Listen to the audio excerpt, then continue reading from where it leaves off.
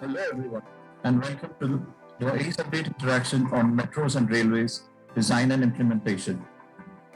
As India grows and cities expand, it is necessary to ensure that connectivity within the cities is faster and affordable. Given the rate at which cities are expanding, especially the far off suburbs, the railways and metros will definitely play an important role in ensuring efficient transportation to these spaces. Different cities in India, as also abroad, are witnessing the rise of the metro, and likewise new railway corridors are opening up. In creating and designing these projects meant for public consumption, there are many aspects to look at. A good deal of planning is required, not to mention the use of novel technologies for its construction. When it comes to the design of the metro and railway station, the idea is also to ensure that they remain embedded in the caricature of the city and the region they are built in and invoke the spirit of the city they are based in. On this note, today we have come together to witness an engaging interactive session on metros and railways design and implementation. Ladies and gentlemen, the distinguished speakers for today's interaction are Arka Kanungo, future mobility consultant with WSP, one of the world's leading engineering consulting firms. Mahendra Pawar, director of 10 Bolts Design and Build Studio. And Mr. Ratan J. Batliboy, founder of RGB and EdN Educated Environments. So delegates, get ready to witness an engaging session on metros and railways design and implementation. To take the session forward, I would like to invite Arka. Arka Kanungo, an alumnus of the School of Planning and Architecture, New Delhi, has 5 years of experience in different areas of traffic and transportation planning. Currently engaged as future mobility consultant with WSP, Arka has worked on multiple projects which include Chennai-Bangalore Hyperloop Corridor, feasibility study in India, as also the TOD master plan at the Makasan in Bangkok, Thailand. He was also enrolled in the India and Wales Public Transport Model, UK. Today, Arka is going to talk about the planning parameters for mass transit in India and future interventions. So let's welcome Arka. Connectivity is the key issue, definitely. Likewise, these railway stations and metro stations are also becoming new landmarks and amplifying the real estate value. So in creating and designing the spaces meant for public consumption, innovative technologies are being used. Similarly, design-wise, there's an attempt to synchronize it with the city and the region it is based. So I would like to now invite all our panelists to join in this discussion. And I would also want my editor, Mr. Prasad, to join me for this session. So the first question which I want to ask Mr. Batliboy is, Mr. Batliboy, the idea of designing a metro or a railway station itself is so tech-oriented. There are so many things involved. At times it is not often easy to understand or decipher the role and the value addition of an architect in this entire process. Having worked on so many projects pertaining to railways and metro stations, can you simplify this for us? So, end of the day, you are designing for people, and in a mass transit system, I think the commuter is the king.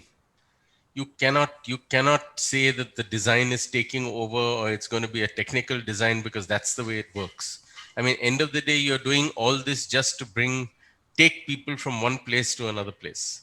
And when commuter is king, it's a basic philosophy of any architect that he designs for this particular utility, this particular use, which is to give the commuter the fastest, easiest, most painless process, okay, to get from outside to the railway platform, to get onto his train, to get off and get into public transport, go wherever he likes. So I would say that there's a very, very key planning issue that happens, and planning is not too technical.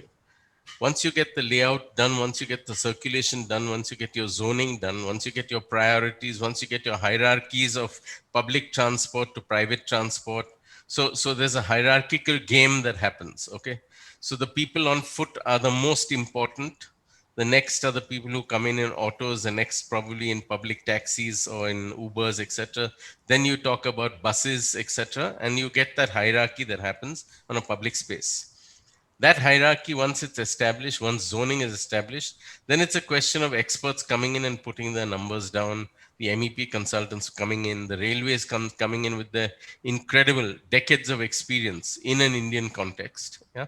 So I don't see a problem. I don't see how you can belittle this role of planning for people.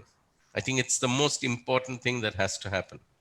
In fact, when we did our first railway stations in the early or late 80s, this was the first time ever when a private architectural firm was physically getting involved with the railways to do railway station design. Yeah, they'd never done it before. It's always the Indian Railways Construction Company who executes whatever they have to do. There's a standard formula, there's a standard rubber stamp. You do it like this, it has to cost this much money plus minus escalation, and you're home dry. So I think there's a lot of stuff. And besides the railway station, I think there's a huge amount of effort and energy that has to go into the overall precinct as well. Because you cannot ignore the spaces around the station, the conveniences around the station, the crowding that happens, the hygiene conditions, etc.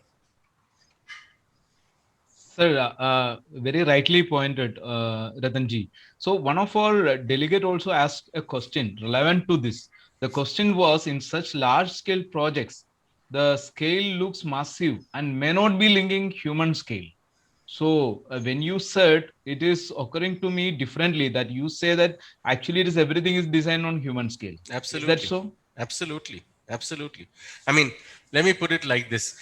If I'm selling a car, if I'm selling a car in a car retail store and I have a poster that tells me the details of the car, okay? The poster is to retail scale, right? As in to a person reading that scale. If I'm selling a huge bus, I don't make that poster huge, right? The poster is still the same. Yeah. It's a human scale that you have to address. And you have to design it like that. You have to design it from that. I don't know if you noticed, but in Kharghar, when I showed you a couple of photographs, or anybody who's had the experience of driving or using Kharghar railway station, we've done some beautiful fun stuff in terms of how the light comes and how the shadows come, how when you drive, I mean when your train comes into the station, pulls out of the station, you see those columns going into a wave pattern. I mean that's just enlightening, it's just putting in new nuances into the architecture which people will notice. You won't notice it on day one. On day one you're desperately just trying to catch the train, but when you do that routine 200 times a month or 500 times a year, you start noticing different layers and different levels of involvement. And that's really where the success of the architect is all about. Yeah. It's not about building fancy buildings and using the best technologies and the most expensive materials. It's just how you respect the human need and how you give the human being what they expect, to just give them the peace of having traveled in that railway station, or experience that railway station very differently from what they do on a normal basis. I think it's very subtle. You don't need to bash it on their head saying, look at the building, look at the building, look at the building. It's a nice building, it's a nice building, it's a nice building. That's not important. Yeah. They should understand it. They should feel it. They should suddenly be there and say, okay, hey, I'm not feeling hot and stuffy here. They should be there and feel like, hey, it's not dark and dingy and I'm insecure that somebody will come from the back and hassle me. Okay. It's bright, it's airy, it's spatial, it's safe. And that's the important thing. Those are the small attributes that people are demanding. And the sad part is that people are tolerant, so they'll just take anything that they get. Yeah. Yeah. So that's minimum thing that you can do will give them a completely different way of looking at stuff. Yeah. And Yeah. appreciate this. If it looks like an airport and you want to put it in the movies, it's failed. Okay. The person who's commuting has to say, wow, I'm looking forward to going home because I can go to my station. I'm looking forward to going to work because I can go to my station and get onto the train. And I have those 3 minutes of peace or quiet or whatever luxury that is. See, first of all, what Sir has rightly said, that we need a clean space. We need clean stations. if you see, if this is a new Thane station which is being developed on a site near Thane Military Hospital. So current Thane station was previously there was current previous station, and the new station has been added. So there has been a lot of addition of all the requirements, which I don't see as an architectural solution. It's just cut and paste. But this new station, which is Greenfield, where the whole planning has been in done such a way that everybody is circulating freely and properly. First of all, the most important part is circulation, which is a local commuter. And in today's state, we need more circulation space because of the population. Previously, we used to have a foot-over bridge of 5 meters. Now we have increased to 10 meters wide. So there is a more circulation, and probably we might have 20 meters in coming time because of COVID. And we need that vastness of space, because if you see Navi Mumbai station, the Kharghar station also, at what Sir has designed, because I live and I've been through Kharghar station maximum time, or other stations also. The vastness of space of station gives a lot of volume, even ventilation wise, and if you say health wise also, that space is very good because it does not create a body heat. Secondly, it does not create atmosphere of pollution also. Now in future, today we are facing the crisis of COVID. The same situation, if we have a dingy spaces, that obviously going to be filled with disease. If you go in a local train today, still we have past 30 years since we have the same crowd and the same feeling inside that train station. Sorry, the train. And if you go through the station, we have the same thing. So where is the solution for that? So this station where I have planned it, said we give a lengthy, long station where is a proper waiting time you have to give, and the person can wait, he can see, he can take the train, he can go. The person needs that waiting time also there. He can stay here, wait for some time and go. Not that he comes and bang into the train and go, because that doesn't happen in other countries. That people wait, they sit, they take their time, even if it's crowded. So space is very important. How livable, how they should like it. If it's a dirty space, it's going to create more dirt. Imagine if there's an airport. When you go to airport, there is a different body language of the person. If you go to the ST stand, there is a different language of the person. And if you go to the old station, there's a different language. As being an architect, what we design, we create this thing, we create the spaces. Most of the faculties of railway doesn't even know that architect exists. They think engineers only. They think we are engineers, but that concept of architect has not got inside. Half of the people have not understood the concept. So that space is very important. Of course, it is an invisible affair which comes after certain time, but that point is very much important where the people understand, and that is the major development for everything. Say it country development or whatever development, but that is what I feel. So ARCA has been involved in the planning of a number of projects, metro projects in India. So ARCA, when it comes to design and implementation of metro projects, according to you, what kind of involvement is required from the public? And also, like so far, have you seen this kind of involvement in the projects that have been built in India?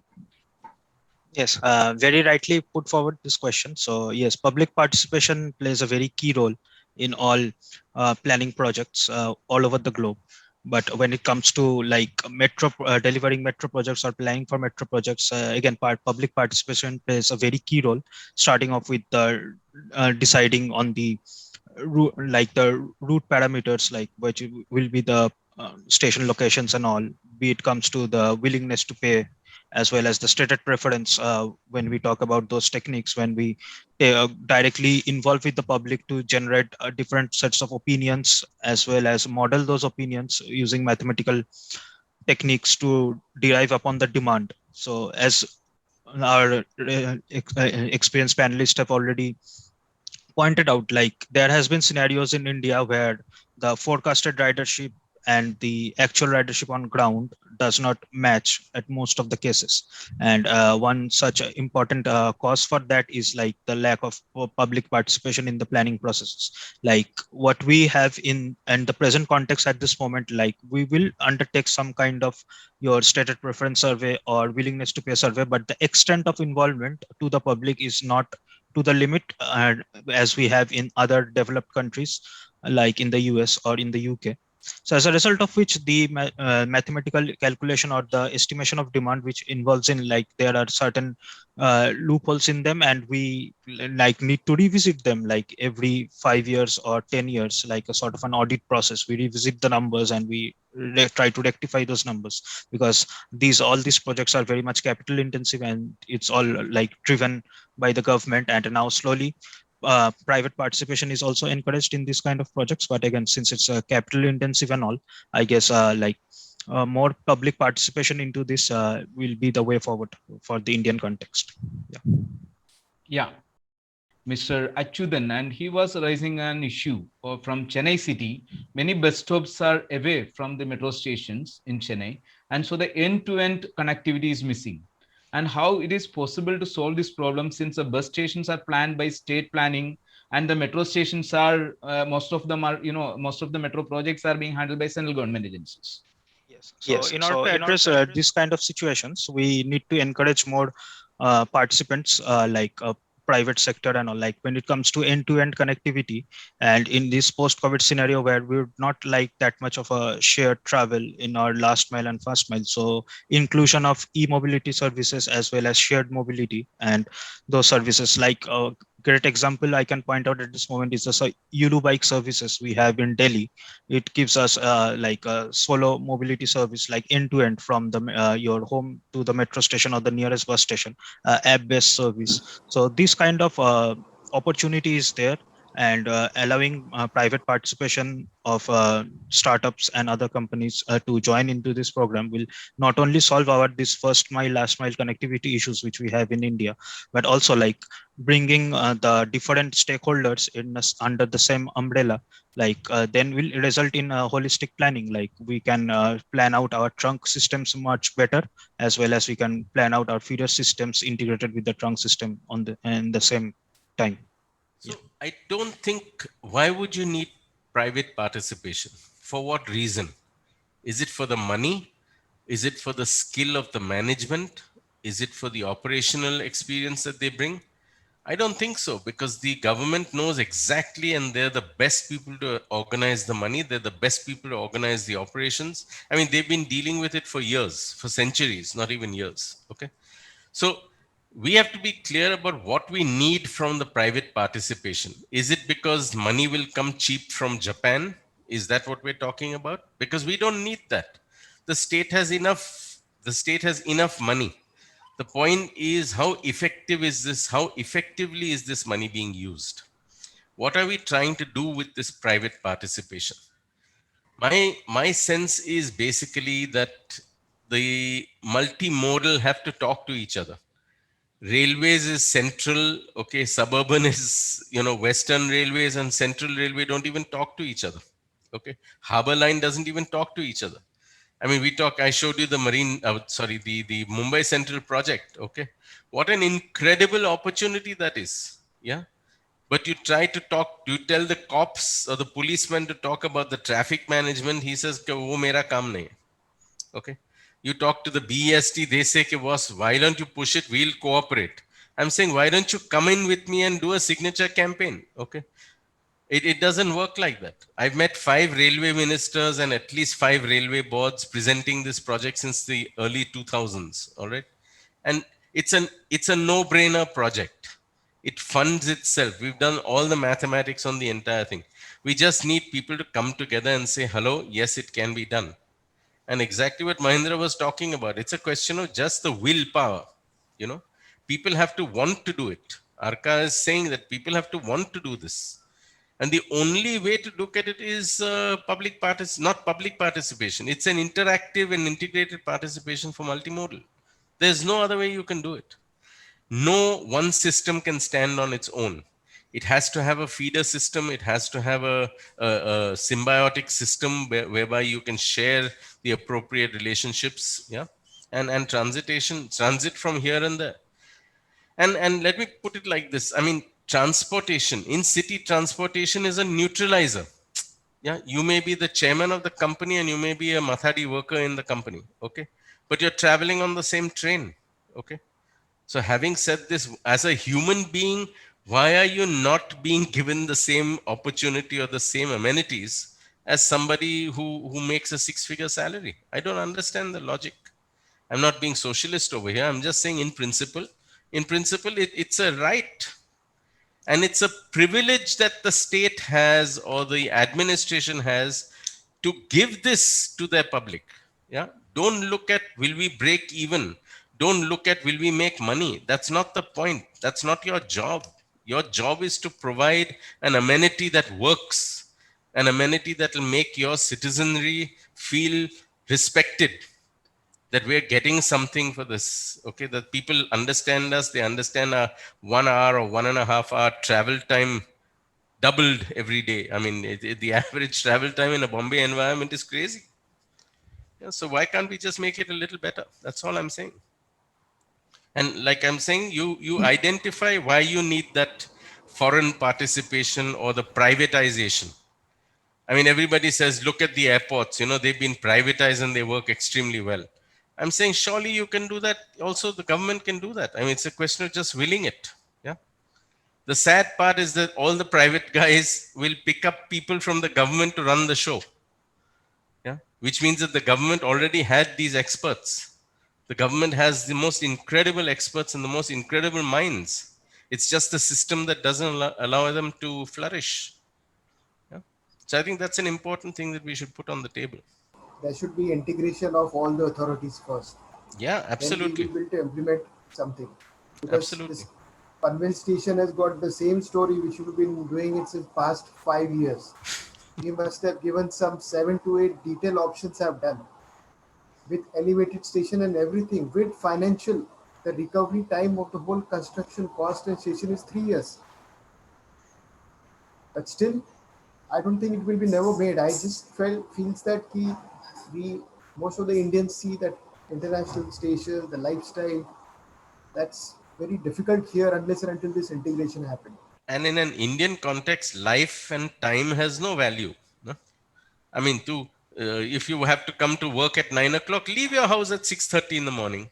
That means your poor wife has to get up at 4 o'clock to cook your meal, so she packs your dabba, so you leave at that time. I mean, it's crazy. And you get home at 7 o'clock in the evening or 9 o'clock in the evening. What is your life? Yeah? There's no value to that. No?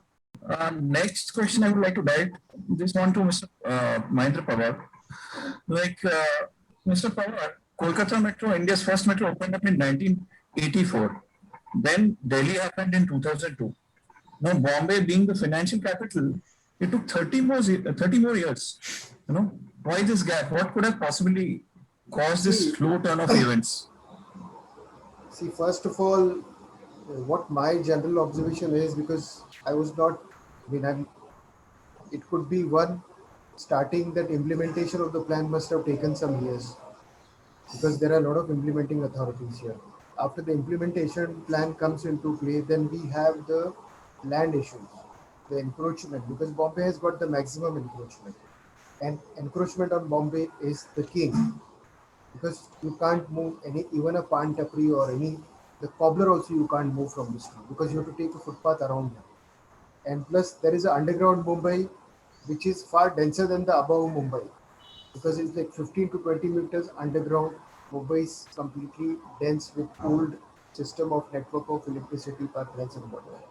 Identifying this location and putting into the planning of where the stations will be, that again took so much time.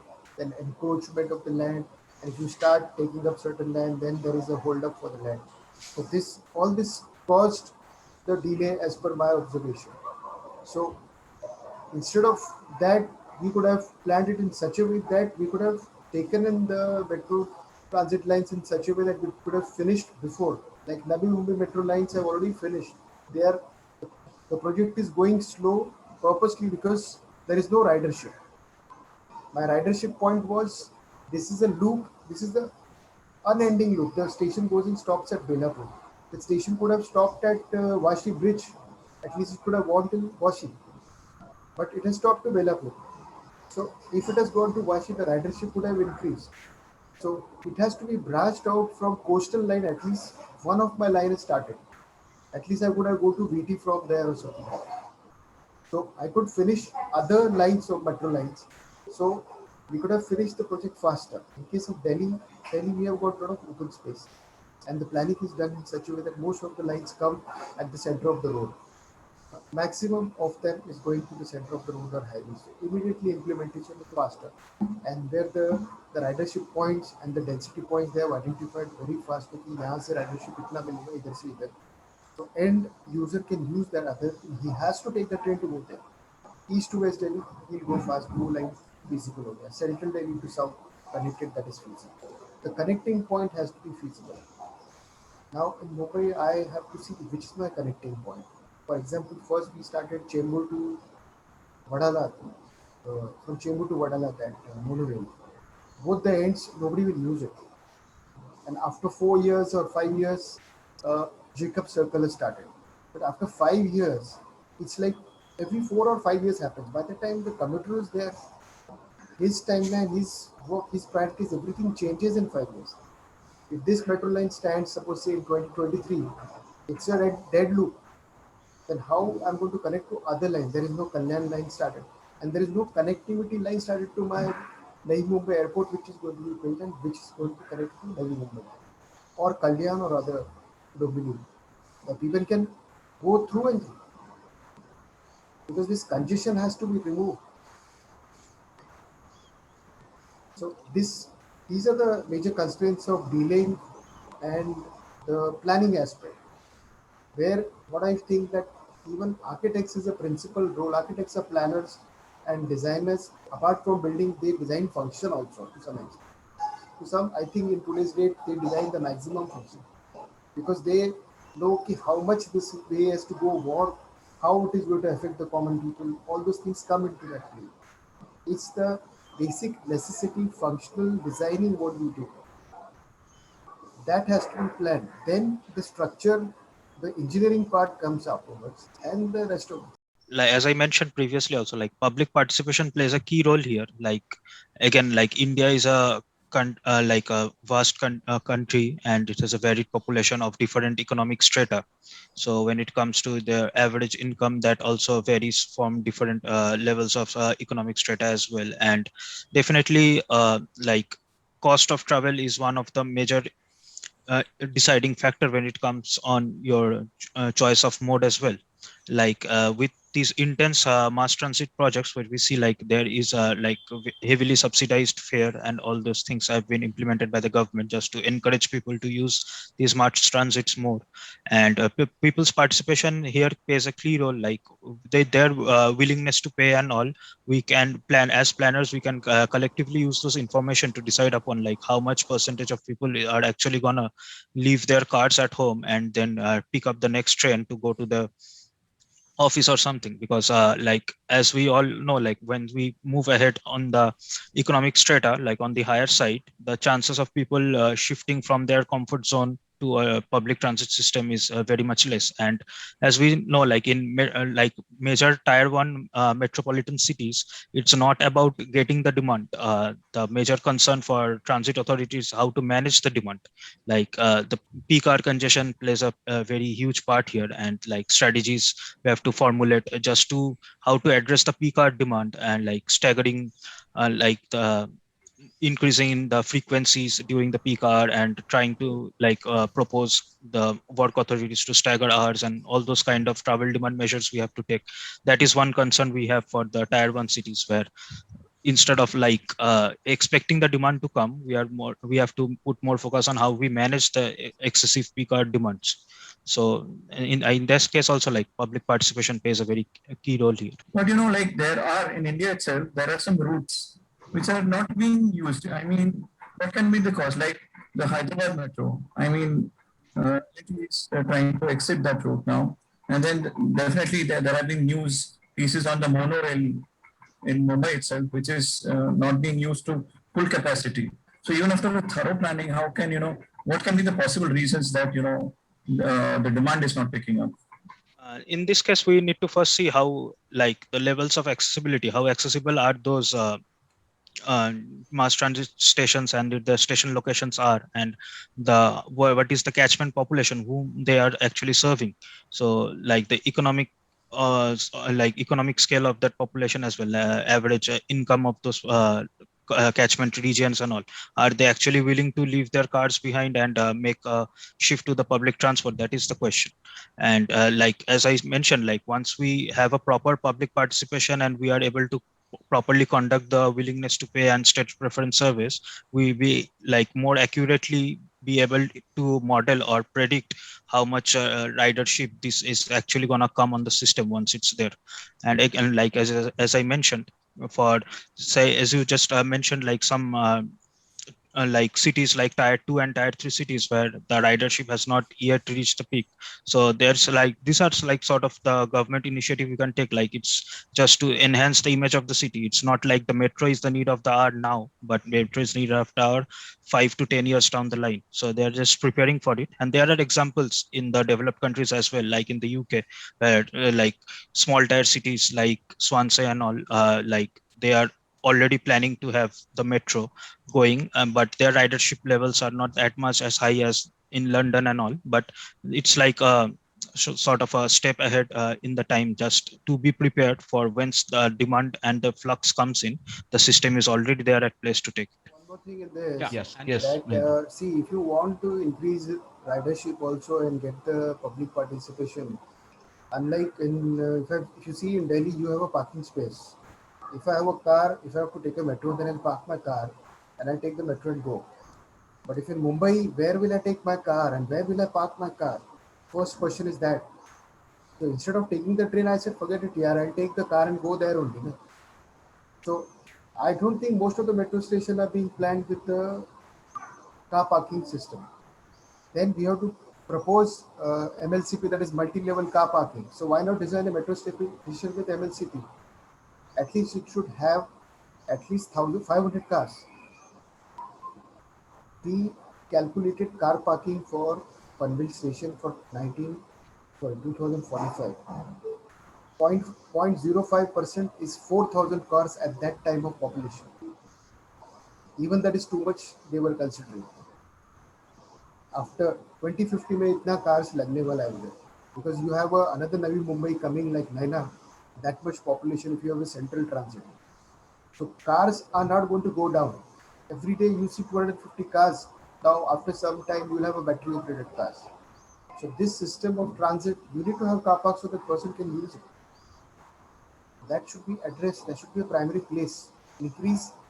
I have proposed in 2-3 in multimodal that you give 1,000 car parks here. The person comes in Andheri, parks and go wherever he wants. At least to some locations. Yep. So that way the ridership will increase. No, and what I was also showing you in the Bava concept, yeah, is it's very easy to build. I mean, when we built Kharghar, we built it on a regular line. The line was operational, and we built the entire car park on that, yeah, and very successfully. And our plan was for 3% or 5% more on the cost. You could have built in those columns and foundations to take the second deck and the third deck and the fourth deck. Yes. And we were ridiculed saying कि इतना गाड़ी खारगर में है ही नहीं तो तू क्या हवा में बात कर रहे हैं. Okay. And when we said अरे लेकिन 25 साल के बाद, and they said अरे 25 साल के बाद तू क्या देख रहा है यार. And actually today is 30 years after that. Yeah, 25 saal goes, I mean, it's a flash. Infrastructure is developed and built to last. Okay. You cannot see infrastructure with a life cycle cost of 3 years to 5 years. It has to last 50, 80 years. I mean, it has to have flexibility that allows lifestyle changes. And to answer your question, Vikas, about, ridership and why those calculations failed, I think it all goes hand in hand also with the development model of the city. Okay. Nariman Point today is dead. All right. Now, 40 years ago, you would not have considered that there would be a BKC after 30 years. You would not have considered that there would be a new Bombay after 40 years. You would not have considered that Bandra would become the hub. Okay. I mean, Bandra was a small village when you were talking about Nariman Point and South Bombay, And look what's happening. So there are these huge radical shifts which sometimes are very difficult to do predictive analysis on. Now, monorail I'm not even whispering about because that was doomed from day one. I mean, there's no question about that. It's the most expensive bloody proposition that anybody could have thought about. Yeah. But there are so many other alternatives to that. And I think I think somebody said, I think Arka said that, it's a status symbol for the city. Yeah. But that's the sad part, it's a politically motivated status symbol. That sab log kar rahe hain, main kyun nahi? Okay. Whether it works or doesn't work is not the issue. So one has to be very conscious and sensitive to these overview economic shifts and planning shifts in the development of a city. Say if this system has to be brought properly into operation, that we have to plan it at the micro level, where I feel that there should be a team of really good planners who work on this. And the authorities should understand that how planning and designing is important. Designing is not just uh, doing a fashion design, which I find a lot of architects doing fashion design nowadays. But designing is in micro level planning is done for the infrastructure, because these are the infrastructure planning is not building wide roads and going through the city and putting flyovers. I don't see that as infrastructure. Today, if there is a natural disaster in Mumbai, tell me what is the evacuation time from Mumbai? Everybody is going to get stuck at Vashi Bridge, or probably, I don't know, nobody will go to Thana Bridge also. Because today there is no evacuation time. Today there is a COVID. My observation in lockdown, second time 2 lockdowns have happened. The moment traffic has stopped, the temperature has reduced by 4 to 5 degrees. The city heat has been reduced. Imagine we plan the city in such a way that the temperature is reduced. We are addressing the climate conditions by doing this only. But it has to start at the ground level. Ground level, like how you create this system integrated and then you put infrastructure, and then how you integrate the infrastructure. Because internationally, everybody has done this planning. What we see today is the lightweight transit, HR, high-speed rail, lightweight, all this system we see it, but we are seeing it in parts. What we see is US, we are seeing it London, all parts. टुकड़ा दिखता है उधर. फिर वो इधर implementation में तो उसका ये होता है collage. So why to do collage here? We can do it that instead of let other people see the collage. We can do everything here, which I find certain parts being done in Delhi and North India side where, because okay, it's a greenfield, open land is there, but London is also a place where London streets are smaller. I think the streets, some streets are like not more than 15 feet. I never see a traffic jam more than 2 minutes. All system is squatted, perfect. I can walk, the climate is good, the light is good, everything is good. Panelists for exchanging your valuable thoughts on today's topic. It was a wonderful discussion on metros and railways, design and implementation. Delegates, we hope you have enjoyed it. Before wrapping up today's session, we would like to thank our distinguished panelists, Arka Kanungo, Mahindra Pawar, and Mr. Ratan Batliboy. So with this, we would like to announce the closing of today's session, and I request you to stay tuned for more such sessions. Thank you and goodbye.